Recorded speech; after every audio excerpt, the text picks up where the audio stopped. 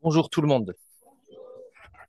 Alors, je vous propose ce matin d'imaginer que nous sommes, que vous êtes, que nous sommes en situation de détresse. Peut-être pour certains, ça sera plus facile que pour d'autres quand vous traversez une situation de détresse. Imaginez que vous êtes dans une situation de détresse et dites-moi, vous avez le droit de répondre, qu'est-ce qui nous ferait du bien à entendre? Je vous écoute. N'aie pas peur. Quelqu'un veille sur nous. Enfin, je veille sur toi, ouais, Dieu, en l'occurrence. J'ai entendu quelqu'un parler là-bas, mais tu n'es pas seul, ouais. Et qu'est-ce qui vous donnerait, ce matin, Emeline a parlé d'espérance, qu'est-ce qui vous donnerait aussi de l'espérance dans ça? Ok, il y a quelqu'un, ça va finir ouais, de quelqu'un qui va venir couper, te sortir de là, en fait. Ne pas être seul, on a déjà dit comment? Donc, qu'est-ce qui nous donnerait de l'espoir? Le fait d'entendre en effet qu'il y a quelqu'un qui veille sur nous, qui connaît cette situation, entendre ce que Dieu fera, vous ne l'avez pas dit, mais je vous le dis, se rappeler aussi ce qu'il a déjà fait, et puis prier pour notre situation actuelle, pour que ce quelqu'un, cette personne, nous en sorte. Alors on est dans cette situation alors qu'on retrouve le peuple d'Israël à l'époque du prophète Ésaïe, donc 700 ans avant Jésus-Christ. Le peuple est en exil, loin de son pays, qui est maintenant ravagé, et ça commence à faire de longues années qu'il est loin de son pays. Ou, selon votre compréhension, le peuple est déjà de retour de l'exil, mais dans un pays totalement ravagé et en ruine. Mais peu importe votre option, dans tous les cas, la situation est catastrophique, comme celle qu'on a imaginée au début.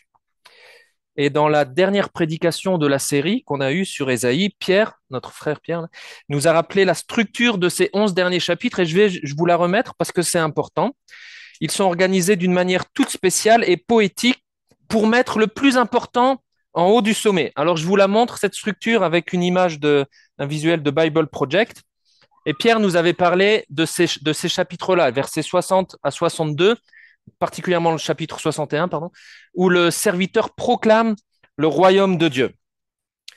Et Pierre nous avait dit, bah voilà, le royaume de Dieu est proclamé, donc ça c'est ce qui va venir pour Ésaïe, hein, pour le peuple d'Israël à l'époque d'Ésaïe, c'était pas le cas, mais Ésaïe disait, ça va venir, le royaume de Dieu va venir. Ils entendaient dans leur situation catastrophique, le royaume de Dieu va venir, c'est un royaume de paix, c'est un royaume de justice. La nouvelle Jérusalem va venir alors que la Jérusalem actuelle est en train de brûler, etc. La nouvelle Jérusalem va brûler. Donc ils entendaient ce qui va venir. Et pour nous aujourd'hui, Pierre nous a rappelé que nous, on peut déjà célébrer la fête parce que le nouveau royaume de Dieu a déjà commencé à s'établir par Jésus-Christ.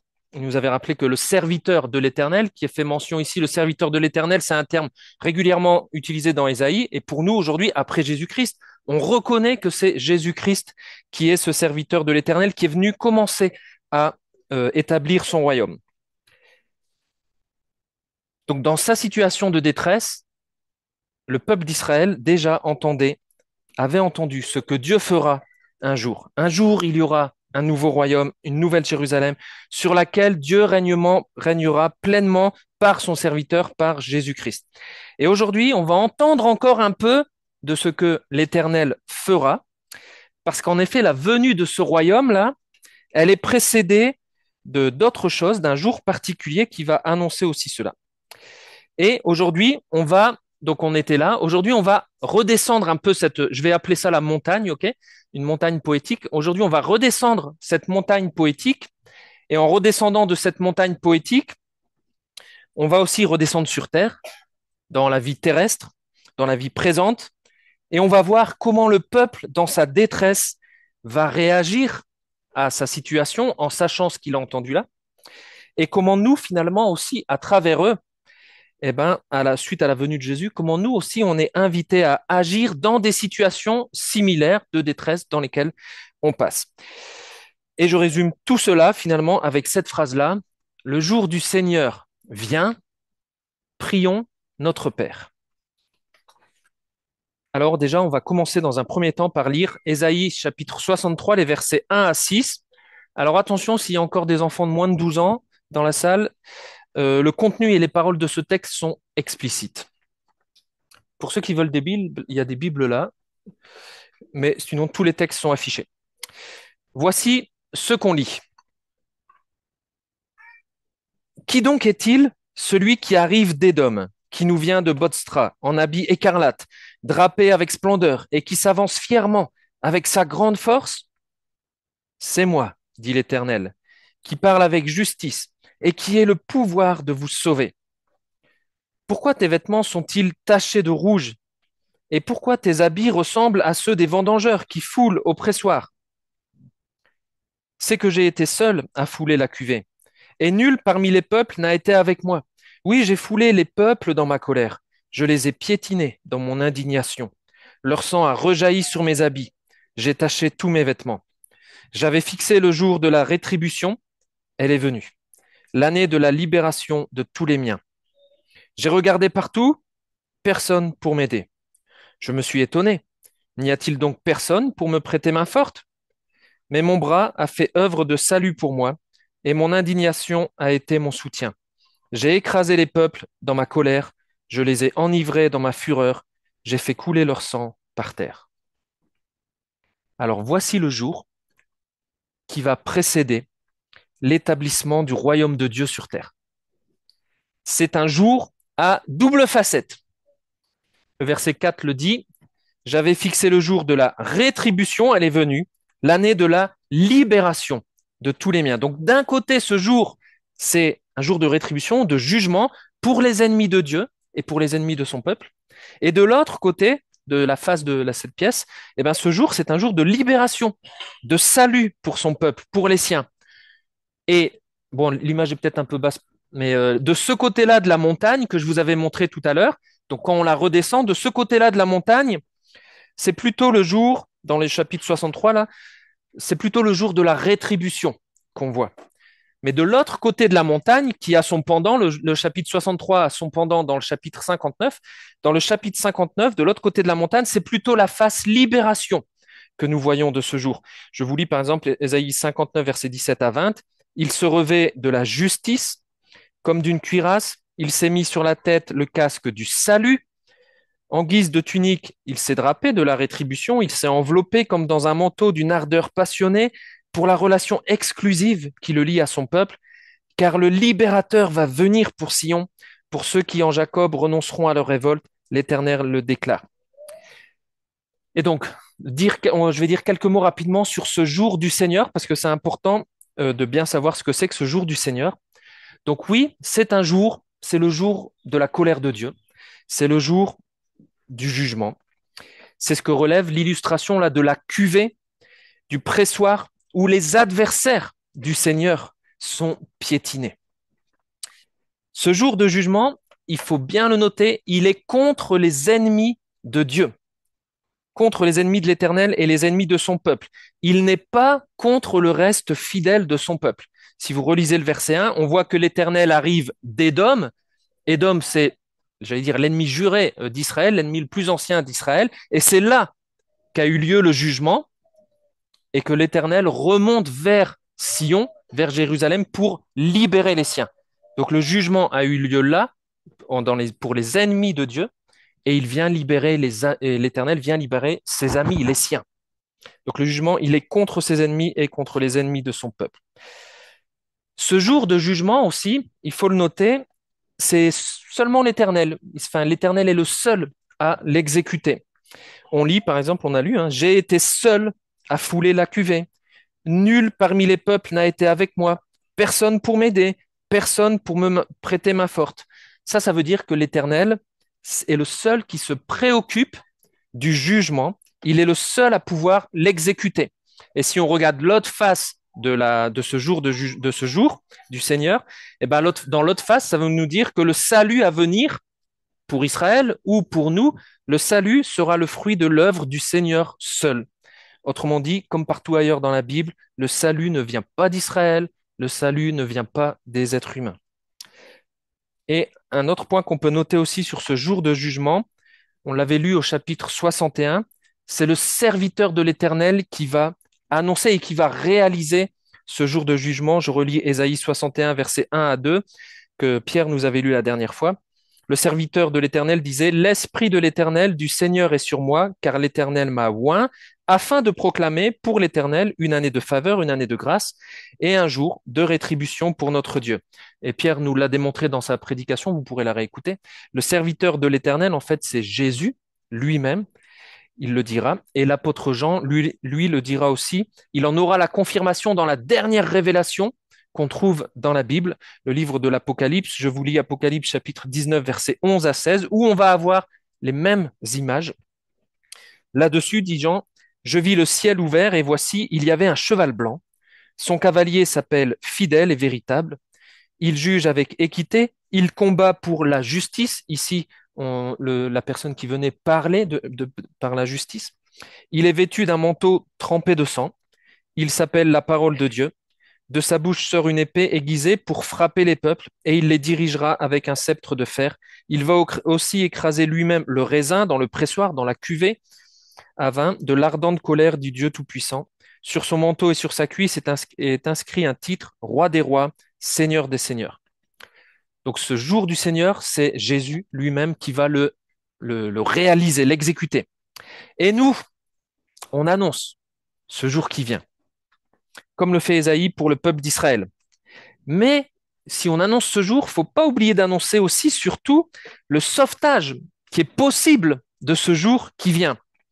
Parce qu'avant de décrire Ésaïe 63 qu'on est en train de lire, ben, le prophète avait décrit notamment Ésaïe 53, où il disait, je relis le verset 5, mais c'est pour nos péchés que le serviteur a été percé, c'est pour nos fautes qu'il a été brisé, le châtiment qui nous donne la paix est retombé sur lui et c'est par ses blessures que nous sommes guéris.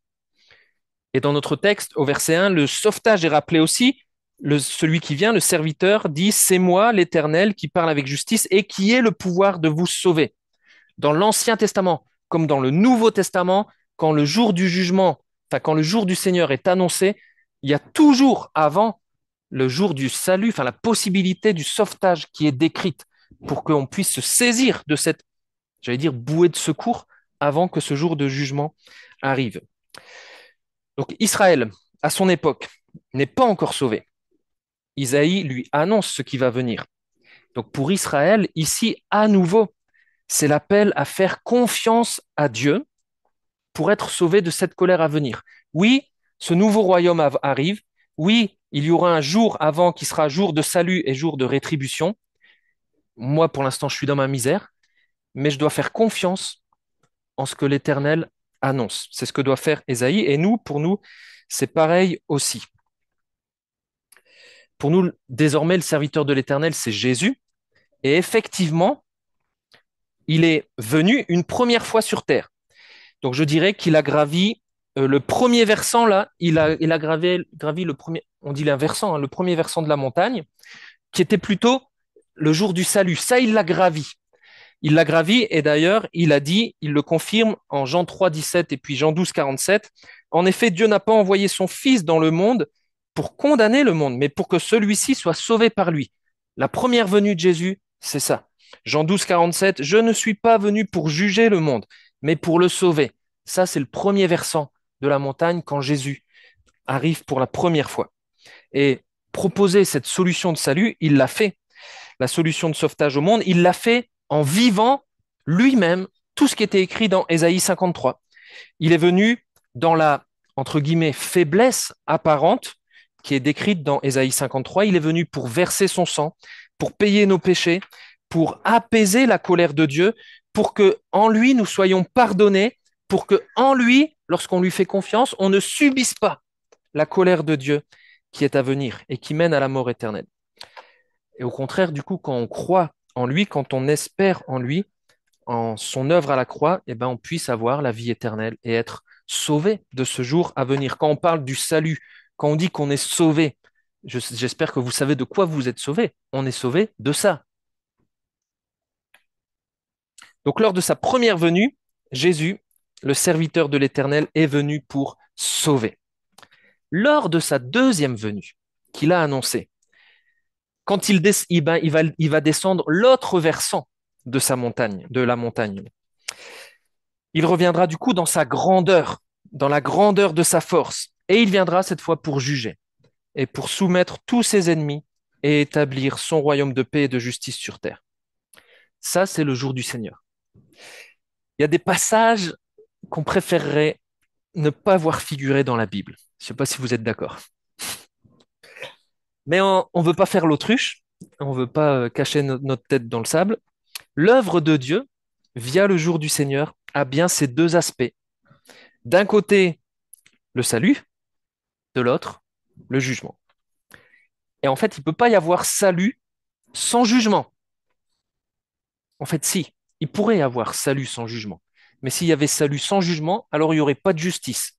Et celui qui vient, il le dit bien au verset 1, il parle avec justice. Donc il doit y avoir de la justice. Il doit y avoir jugement final pour avoir salut final de ce monde. Est-ce que vous voulez que le mal cesse dans notre monde? Oui. Est-ce que vous voulez que le mal qui vous atteint cesse? Ouais. Est-ce que vous voulez que les guerres prennent fin, que la guerre en Ukraine prenne fin? Est-ce que vous voulez que l'injustice ne soit plus? Est-ce que vous vouliez qu'il n'y ait plus de meurtres, de féminicides, ou qu'il n'y ait plus d'ados qui tuent leurs surveillants ou leurs profs? Alors, si on veut ça, il faut que ce Dieu, le seul vrai Dieu, intervienne. Mais où est-ce qu'on en est avec Dieu? Ennemi de Dieu ou ami de Dieu grâce à Jésus-Christ? Alors remettons-nous un peu à la place du peuple d'Israël. Ok, il est dans sa misère, on lui a annoncé tout ça. Est-ce que cette annonce du jour du Seigneur, ça devait, vous répondez, hein, est-ce que ça devait les effrayer ou les encourager?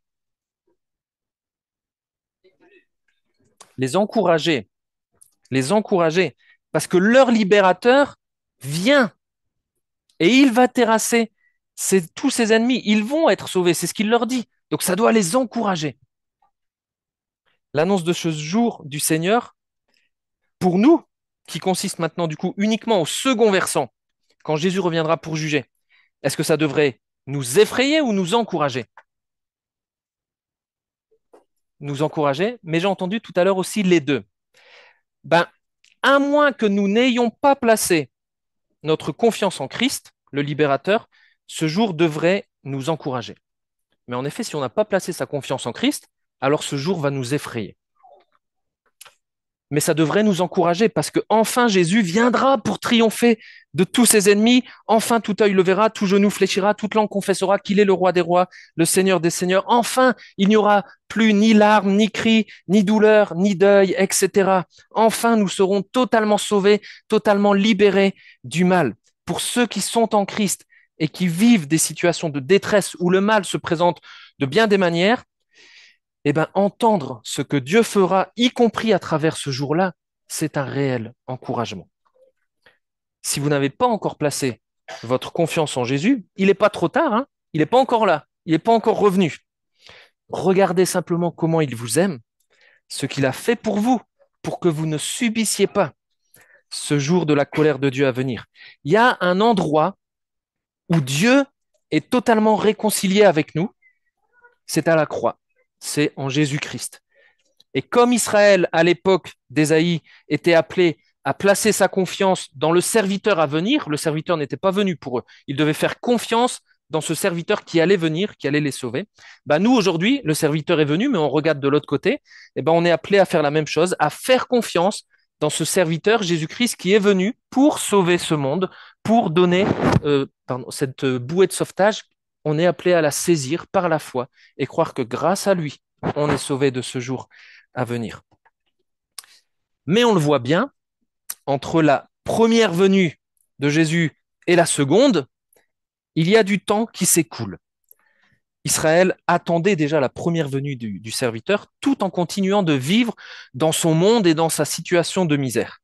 Et nous aussi, on attend maintenant la seconde venue du serviteur, de Jésus, tout en continuant de vivre dans ce monde avec notre situation, dans ce monde où le mal continue de se débattre après pourtant sa défaite criante à la croix. Alors qu'est-ce qu'on fait en attendant? Qu'est-ce qu'on est appelé à faire en attendant? Eh bien, c'est la suite du texte. On est appelé à prier notre Père. On va lire là Ésaïe 63, verset 7 jusqu'à verset 11, mais en plusieurs étapes. Et ça, c'est toute une prière. Et c'est la seule prière de l'Ancien Testament, de l'Ancien Testament, la seule prière qui s'adresse à Dieu en tant que notre Père. C'est la fête des pères aujourd'hui, ça tombe pile poil. Donc, à trois reprises dans ce texte, dans cette prière, on va lire notre Père. On pourrait dire que c'est la prière du Notre Père de l'Ancien Testament.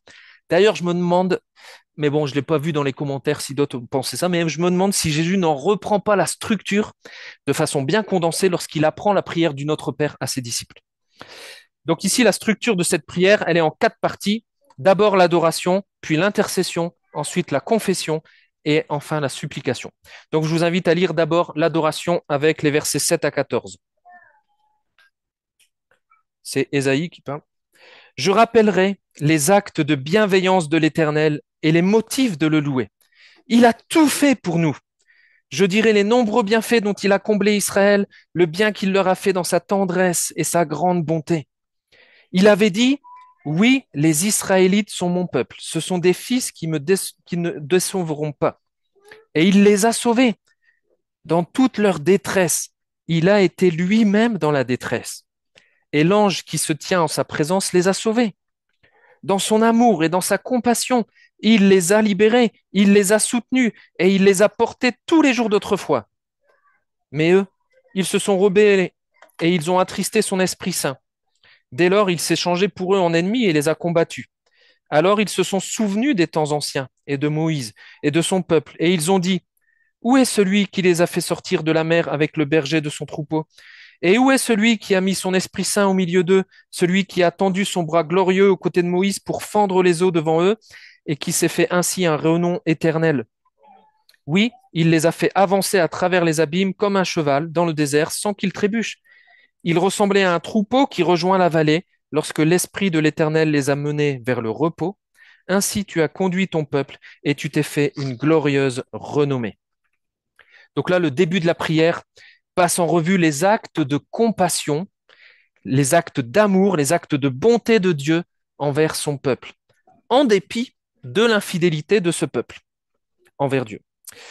Donc là, on a lu, je rappellerai les actes de bienveillance, les nombreux bienfaits. En fait, là, il n'y a pas assez de lignes pour dire tout ce que Dieu, pour rappeler tous les nombreux bienfaits que Dieu a eus pour son peuple, parce qu'ils sont innombrables. Nous, on a un chant qui dit compte les bienfaits de Dieu, mets-les tous devant tes yeux. Mais il y en a trop, en fait. Tant de fois, Dieu a déversé son amour, sa compassion pour son peuple. Non pas en raison des mérites de son peuple. Les versets la mentionnent bien, la rébellion de son peuple, le fait que le peuple avait attristé le Saint-Esprit. Mais l'Éternel les a alors disciplinés comme un père le fait avec ses enfants qu'il aime. Mais Dieu a quand même déversé son amour envers eux parce qu'il avait fait alliance envers eux. En souvenir de son alliance, en souvenir de toutes les bontés, de toutes ces bontés passées, il les a sauvés, il les a conduits encore et encore. Il les a sauvés. Quand on est dans la détresse, nous aussi, il est bon de se rappeler les actes pleins d'amour que Dieu a fait dans le passé. Est-ce que vous les connaissez? Déjà, il y a tous ceux qui sont écrits dans la Bible. Donc ça, c'est un rappel pour nous de dire, ben, c'est bien si on lit la Bible, comme ça on sait tous les actes de bienveillance, de bonté, d'amour que l'Éternel a eus pour nous. Il y a tout cela. Et puis, il y a ceux que nous avons vécus personnellement aussi déjà. Il est bon de s'en souvenir quand on est dans la détresse, même tous les jours, hein, parce que ce qu'il a fait dans le passé, c'est un gage aussi de ce qu'il fera dans l'avenir. Et est-ce que vous avez bien lu l'amour que Dieu a pour son peuple au verset 9? Je le remets là. Dans toute leur détresse, il a été lui-même dans la détresse. Donc c'est ce qu'on disait tout à l'heure quand on disait n'aie pas peur, je suis avec toi. Bah, c'est ça. Dans toute leur détresse, il a été lui-même dans la détresse. Il y a parfois des détresses que j'entends aux informations qui ne me touchent pas spécialement, en fait. Il y en a d'autres parce qu'elles se rapprochent un peu de ma situation. Ça touche à une épouse ou ça touche à des enfants. Que j'ai une épouse, j'ai des enfants. Bah, du coup, ça me touche plus. Si mon épouse ou mes filles traversent des détresses, alors là, ça me touche encore plus. Mais le niveau là d'amour de Dieu envers son peuple est même encore au-dessus de tout ça. quelle proximité il a avec son peuple. Il est si proche de son peuple, si proche de nous, que lorsque nous sommes dans la détresse, il est lui-même dans la détresse. Il est si proche qu'il éprouve nos détresses, nos afflictions, aussi douloureusement que si elles étaient les siennes. Il est avec son peuple, il était avec son peuple quand ils étaient esclaves en Égypte. Il est avec Daniel dans la fosse aux lions. Il est avec les disciples dans la barque en pleine tempête. Il est sur la croix, à ma place, subissant la plus grande détresse et la plus grande douleur que j'aurais dû subir si ce jour de colère de Dieu vient sur moi. Voilà comment Dieu a prouvé le plus son amour pour moi. Et c'est cet acte d'amour, si je reprends les derniers versets qu'on a lus là, c'est cet acte d'amour, la croix notamment, qui me mène vers le repos. C'est cet acte d'amour par lequel il conduit son peuple. C'est cet acte d'amour par lequel il conduit son Église. C'est cet acte d'amour par lequel il s'est fait une glorieuse renommée, c'est-à-dire un nom qui est célébré dans le monde entier. Alors oui, dans la détresse et même en tout temps, on peut prier une prière d'adoration comme celle-ci, qui rappelle les actes de bienveillance de l'Éternel et les motifs de le louer. Il a tout fait pour nous. Notre Père qui es aux cieux, que ton nom soit sanctifié. Le souvenir de ces bienfaits, passés maintenant, dans la suite de la prière, va servir de fondement à l'intercession qui va suivre. On lit Ésaïe 63, versets 15 à 64, 4. Du haut du ciel, de ta demeure sainte, du séjour de ta gloire, regarde et vois. Que sont donc devenus ton amour passionné et ta puissance? Ton cœur s'est-il donc retenu de frémir de tendresse, de compassion pour moi? Car tu es notre Père. Abraham ne nous connaît pas et Israël non plus ne nous reconnaît pas. Mais toi, ô Éternel, toi, tu es notre Père, et ton nom est depuis toujours notre libérateur. Pourquoi, ô Éternel, pourquoi nous fais-tu donc errer loin des voies que tu as prescrites? Pourquoi rends-tu notre cœur obstiné de sorte que nous ne te craignons pas? Reviens de grâce pour tes serviteurs et les tribus qui t'appartiennent. Ton peuple saint a possédé le pays pour bien peu de temps. Nos ennemis ont piétiné ton sanctuaire. Nous sommes depuis bien longtemps comme des gens sur qui tu ne régnerais pas, qui ne porteraient pas ton nom. Oh, si tu déchirais le ciel et si tu descendais. Devant toi, les montagnes s'effondreraient. Comme le feu consume les taillis et fait bouillonner l'eau, ainsi tu ferais connaître ton nom à tous tes adversaires, et tous les peuples trembleraient devant toi. Si tu accomplissais des actes redoutables que nous n'attendons pas, oui, si tu descendais devant toi, les montagnes s'effondreraient. Jamais on n'a appris, ni jamais entendu, jamais un œil n'a vu qu'un autre Dieu que toi ait agi en faveur de qui compte sur lui. Tu viens à la rencontre de celui qui pratique la justice avec joie et tient compte de toi pour suivre les chemins que tu prescris. Donc, la base des actes de bienveillance du passé de Dieu, sur la base de l'amour du Père pour ses enfants, qui se sentent abandonnés ici, sur cette assurance-là, maintenant la prière se transforme en intercession. Là, c'est la prière d'un enfant qui intercède auprès de son Père. C'est la prière d'un enfant qui rappelle à Dieu, tu es notre Père, même si Abraham et Israël ne nous reconnaissent plus. Et l'enfant intercède pour une chose, du haut du ciel, regarde, vois et reviens de grâce. Oh, si tu déchirais le ciel et si tu descendais. Il prie pour que Dieu vienne avec puissance pour l'aider. Comme il l'avait fait autrefois, là, ils prennent des images de l'Exode. Et il dit, mais refais ça, reviens, redescends pour nous. Il prie, il réclame une apparition personnelle de Dieu. Que Dieu descende du ciel sur la terre pour sauver son peuple et exercer son jugement contre les ennemis de son peuple. Il prie pour que le royaume de Dieu, qui était annoncé dans Ésaïe 60 à 62, il prie pour que ce royaume annoncé vienne pour de vrai. En fait, il prie que ton règne vienne. Et leur prière a été partiellement répondue avec la première venue de Jésus. Quand Jésus est venu la première fois, voici ce qu'on lit en Marc 1, versets 9 à 11. Or, En ce temps-là, Jésus vint de Nazareth, un village de Galilée. Il fut baptisé par Jean-Baptiste dans le Jourdain. Au moment où il sortait de l'eau, il vit quoi? Le ciel se déchirait et l'Esprit descendre sur lui comme une colombe. Une voix retentit alors du ciel, Tu es mon Fils bien-aimé, tu fais toute ma joie. Donc le versant salut est venu, l'année de faveur, l'année de grâce est venue. Reste le second versant, le jour du jugement. Et puisque le premier versant, nous aujourd'hui, on peut dire qu'il s'est accompli, ben on est sûr et certain que le second versant s'accomplira aussi. Donc ainsi, cette prière, elle reste valable pour nous aussi, aujourd'hui. Lorsque nous devons crier à Dieu du fond de notre abîme, du fond de notre détresse, on peut crier du haut du ciel, regarde et vois ma situation, vois la situation de ce monde, et de grâce, reviens.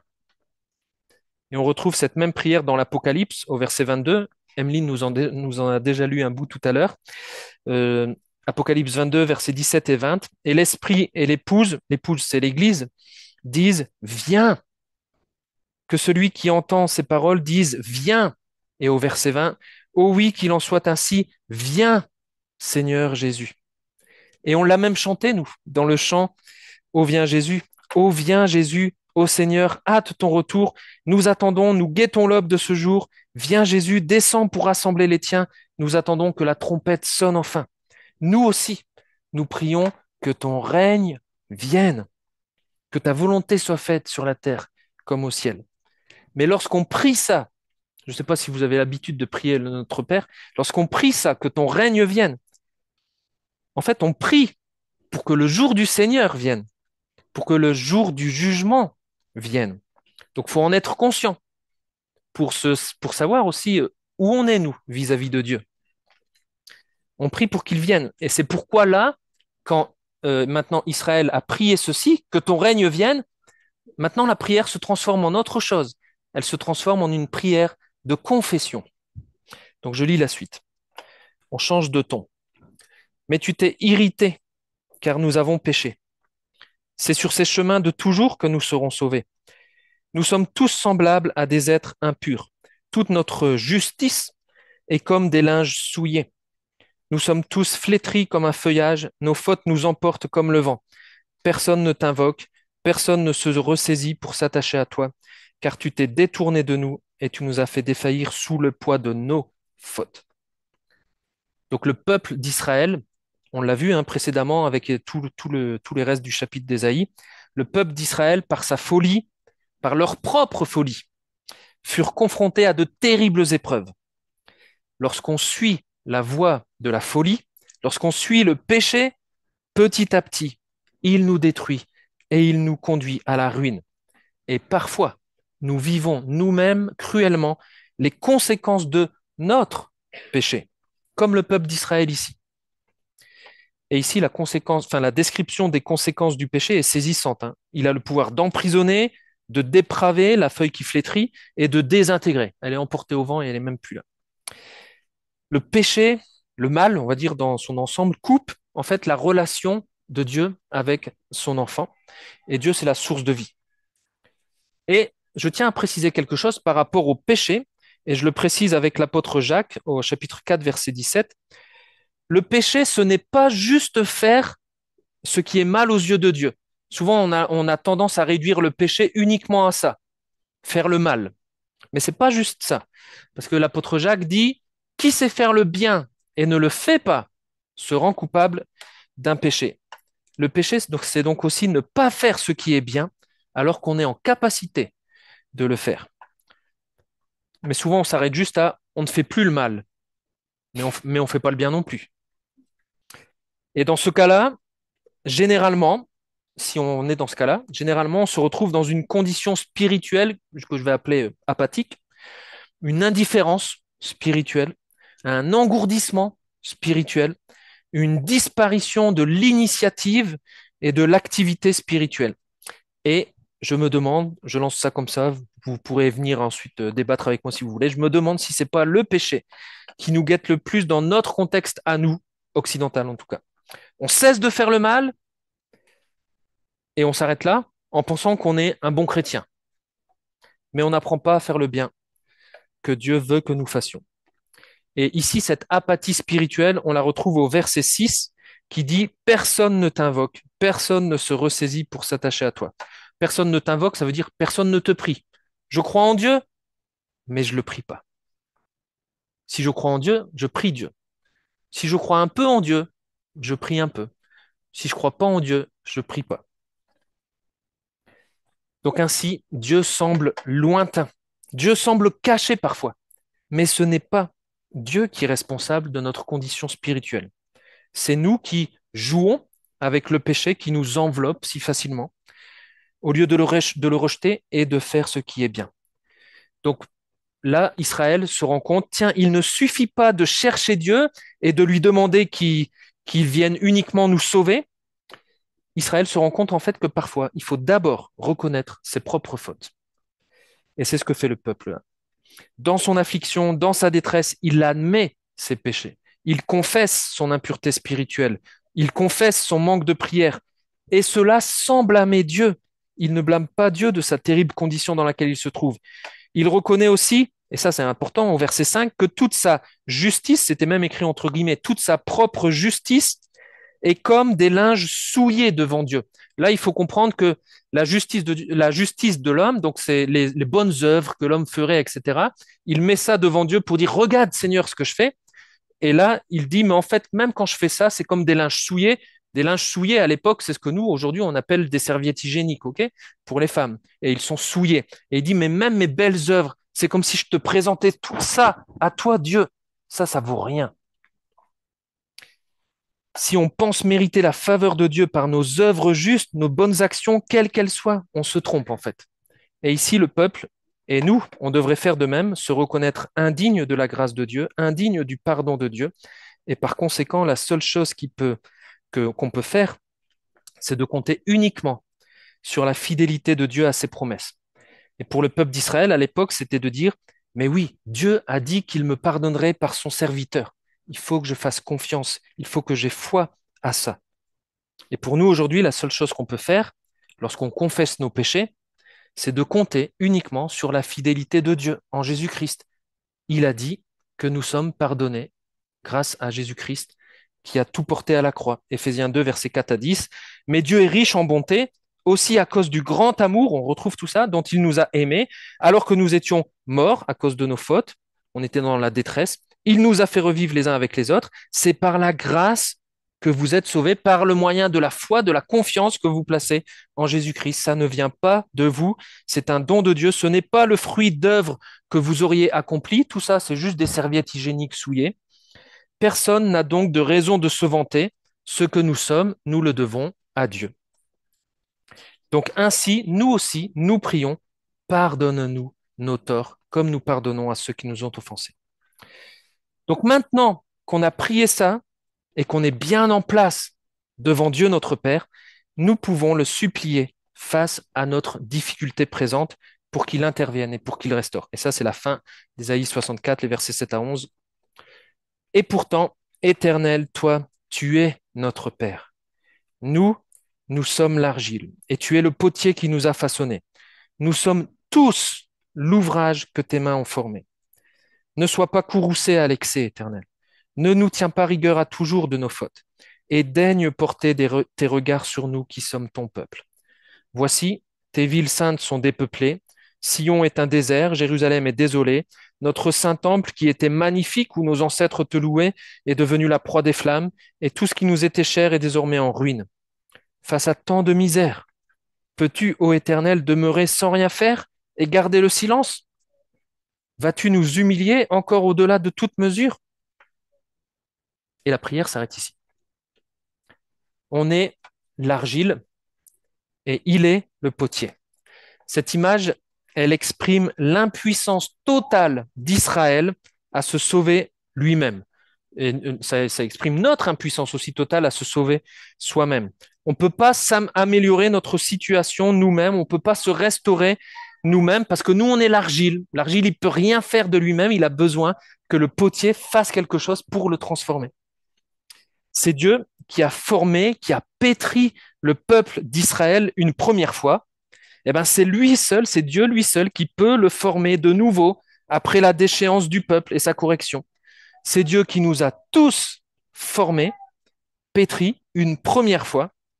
Ben, c'est le seul qui peut nous former à nouveau après notre péché, après notre déchéance, après notre correction.